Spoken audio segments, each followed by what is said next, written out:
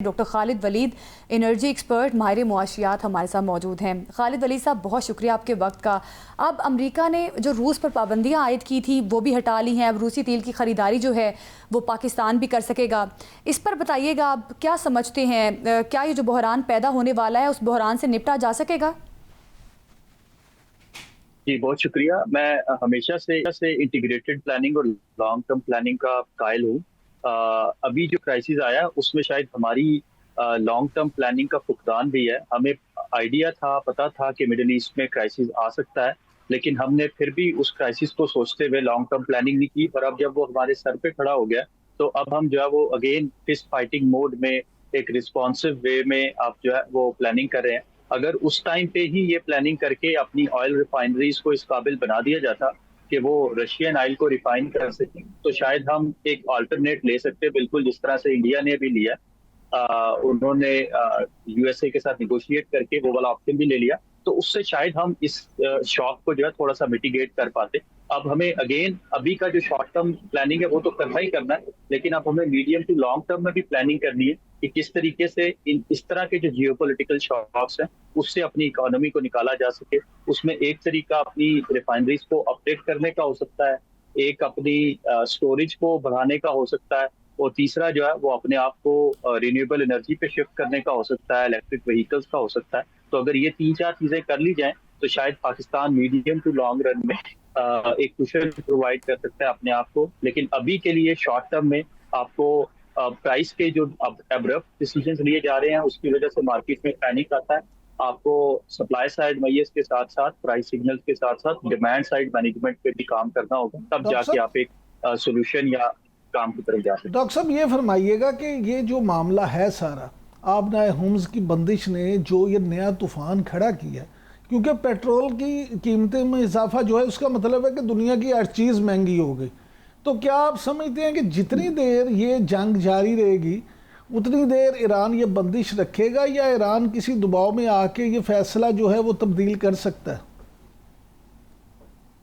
देखिए, एक तो अबनाए हुर्मुज़ की जो बंदिश है वो डायरेक्टली ईरान से लिंक्ड है, कॉन्फ्लिक्ट से लिंक्ड है, लेकिन इसका जो इनडायरेक्ट इम्पैक्ट है वो इंश्योरेंस पे और रिस्क प्रीमियम पे आता है। आपके जो जितने भी फ्रेट्स हैं, आपके माल बरदार बहरी जहाज हैं, वो जिस जिस कंपनी से इंश्योरेंस लेते हैं उन्होंने रेट्स इतने बढ़ा दिए हैं वार इंश्योरेंस और रिस्क प्रीमियम के नाम पे कि अगर वो खुल भी जाता है तो और आपके पास इंश्योरेंस नहीं होती तब भी आप सप्लाई को उस तरीके से बहाल नहीं कर पाएंगे जिस तरह से करते हैं।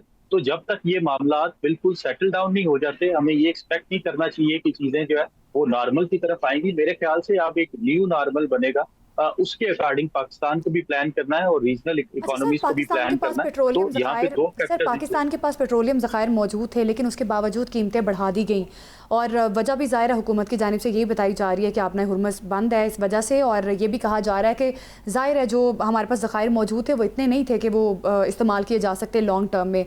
क्या लगता है आपको क्या वजह लगती है, या IMF के मुतालबे पर ये कीमतें बढ़ाई गई हैं, आपको क्या वजह नज़र आती है इसकी सबसे बड़ी? देखिए, दो चीजें हैं इसमें। एक ये कि एक तो IMF की शराइत हैं, आपने कंडीशनैलिटीज के अकॉर्डिंग आपने कार्बन लेवी भी लगानी है, उसका रेवेन्यू लेके पास ऑन भी करना है कंज्यूमर्स पे।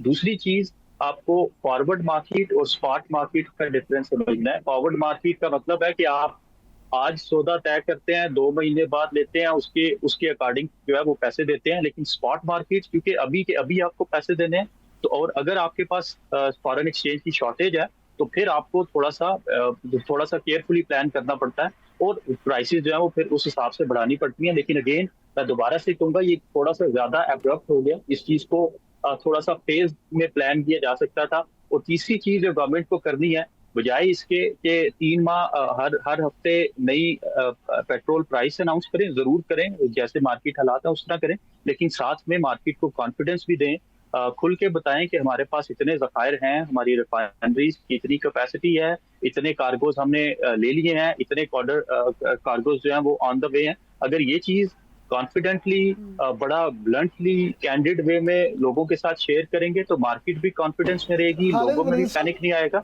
और इकोनॉमी के साथ लोग एडजस्ट भी हो जाएंगे। खालिद वलीद साहब, अब तो गैस की लोड शेडिंग की बड़ी खबरें आ रही हैं, लोगों को बड़ी शिकायत है कि गैस की भी बड़ी लोड शेडिंग है, तो क्या ये भी LNG के बहरान की वजह से है? जी बिल्कुल, देखें आपका आज से 1 महीना पहले आप RLNG की सरप्लस में थे, आपको ये नहीं समझ आ रही थी कि कतर के साथ जो लॉन्ग टर्म एग्रीमेंट्स किए हुए हैं उसका क्या किया जाए।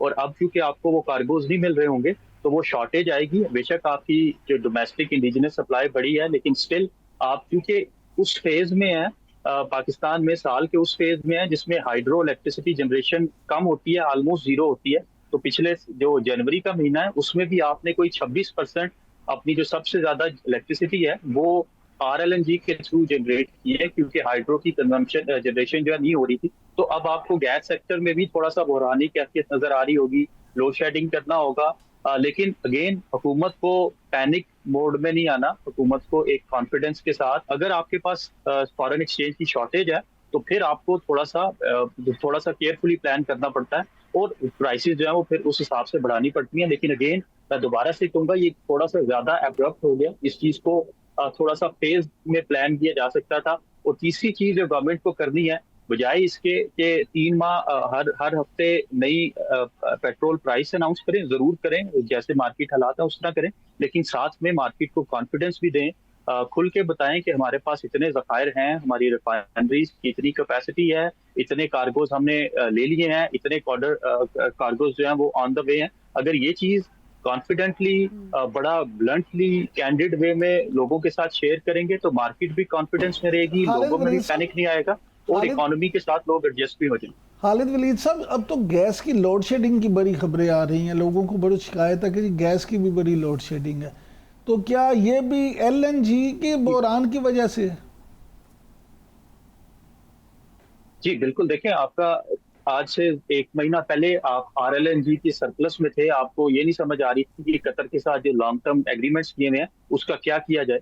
और अब क्योंकि आपको वो कार्गोज नहीं मिल रहे होंगे तो वो शॉर्टेज आएगी। बेशक आपकी जो डोमेस्टिक इंडिजिनस सप्लाई बढ़ी है, लेकिन स्टिल आप क्योंकि उस फेज में है, पाकिस्तान में साल के उस फेज में है जिसमें हाइड्रो इलेक्ट्रिसिटी जनरेशन कम होती है, ऑलमोस्ट जीरो होती है। तो पिछले जो जनवरी का महीना है उसमें भी आपने कोई 26% अपनी जो सबसे ज्यादा इलेक्ट्रिसिटी है वो RLNG के थ्रू जनरेट की है, क्योंकि हाइड्रो की कंजम्पशन जनरेशन जो है नहीं हो रही थी। तो अब आपको गैस सेक्टर में भी थोड़ा सा बहरानी कैफियत नजर आ रही होगी, लोड शेडिंग करना होगा।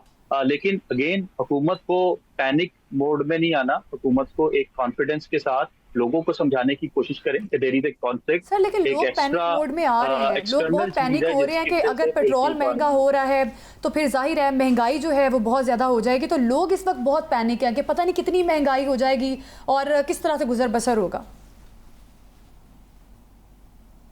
देखिए यही चीज यहाँ पे शायद हुकूमतों का रोल प्राइस सेट करने से ज्यादा इस तरह के हालात में अपनी मार्केट को डायरेक्शन देने की होती है, पब्लिक को डायरेक्शन देने की होती है। मुझे उस चीज का फुकदान लग रहा है, सिर्फ और सिर्फ शॉर्ट टर्म में आप प्लानिंग करते हुए प्राइसेस को जरूर मद्देनजर रखा जा रहा है, लेकिन जो उसके साथ साथ और वेरिएबल्स हैं उनको नहीं देखा जा रहा। एक और चीज भी पाकिस्तान की इकोनॉमी में भी है कि पाकिस्तान में जो पेट्रोलियम प्रोडक्ट्स की डिमांड है वो इनइलास्टिक है। इसका मतलब है कि अगर आप प्राइसेस बढ़ाते भी हैं तो उसकी डिमांड पे कोई खास फर्क नहीं पड़ता। तो हुकूमत को थोड़ा सा उस चीज को भी देखना है कि क्या मेजर्स लिए जा सकते हैं जिसके थ्रू डिमांड साइड मैनेजमेंट के थ्रू ये काम किया जा सके। सबसे पहला मेजर ये होना चाहिए था कि इसहाकदार साहब या पेट्रोलियम मिनिस्टर जो है वो अनाउंस करते कि हुकूमत अपने पेट्रोलियम का जो वॉल्यूम है उसको 70% 80% कम कर रही है और वो जो है वो डाइवर्ट किया जा रहा होगा प्राइवेट सेक्टर में आवाम के लिए, तो शायद एक कॉन्फिडेंस बिल्डिंग भी होती और आपकी जो मार्केट है वो भी काम रहती। लेकिन अगेन थोड़ा सा प्राइस की साइड पे ज्यादा फोकस है, गवर्नमेंट चूंकि पैनिक कर रही है तो फिर लोग भी पैनिक करते हैं। आपको पेट्रोल पंप्स के बाद जो है वो लंबी लंबी कतारें नजर आती हैं। आहिस्ता आहिस्ता ये नॉर्मलिटी की तरफ जाएगा, लेकिन तब बिल्कुल कीमतें बढ़ाने के साथ साथ एक मौसर और एक बेहतर हिकमत अमली अपनाने की भी ज़रूरत है। बहुत शुक्रिया आपका